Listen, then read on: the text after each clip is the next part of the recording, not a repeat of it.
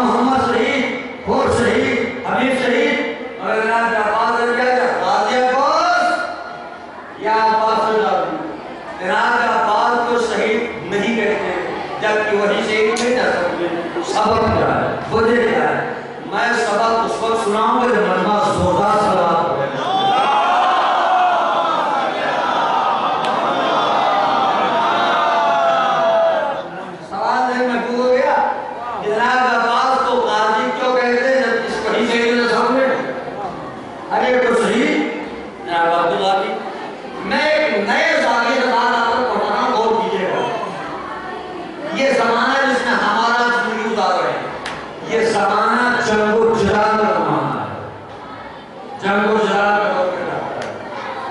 ہمارے عمر کے جو مالک ہیں ان کا کم 7 جنگیں دیکھ لی، اور جو ہم سے بزرگ ہو انہوں نے اور جنگیں دیکھی ہوں۔ ان تمام جنگوں میں کسی کا نقصان ہوتا ہے، کسی کا فائدہ۔ ہمیں نقصان اور فائدے کو لینا دینا نہیں ہے۔ میں جو بات کر رہا ہوں یہ کہ ان تمام جنگوں میں جو اسلحے استعمال ہوتے ہیں ان اسلحوں کو کہا جاتا ہے رسمی اسلحہ۔ کون سا اسلحہ؟ اخبارات کہتا ہے رسمی اسلحہ یا روایتی اسلحہ، چاہے رسمی کہیے چاہے روایتی کہیے۔ یہ جو گورنمنٹ آپ کو لائسنس دیتی ہے اس اسلحے کہا جاتا ہے روایتی اسلحہ یا رسمی اسلحہ۔ تو یہ تمام جنگوں میں جو اسلحے استعمال ہوتے ہیں کہا جاتا ہے رسمی اسلحہ۔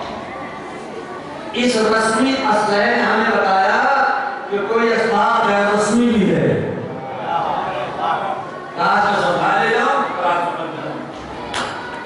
اس رسمی اسلحے نے ہمیں بتایا کہ کوئی اسلحہ غیر رسمی بھی ہے۔ اب رسمی اسلحہ کسے کہتے ہیں اور غیر رسمی اسلحہ کسے کہتے ہیں؟ رسمی اسلحہ اس اسلحے کو کہا جاتا ہے جس کے استعمال کے بعد انسان نقصانات اور تباہی کا اندازہ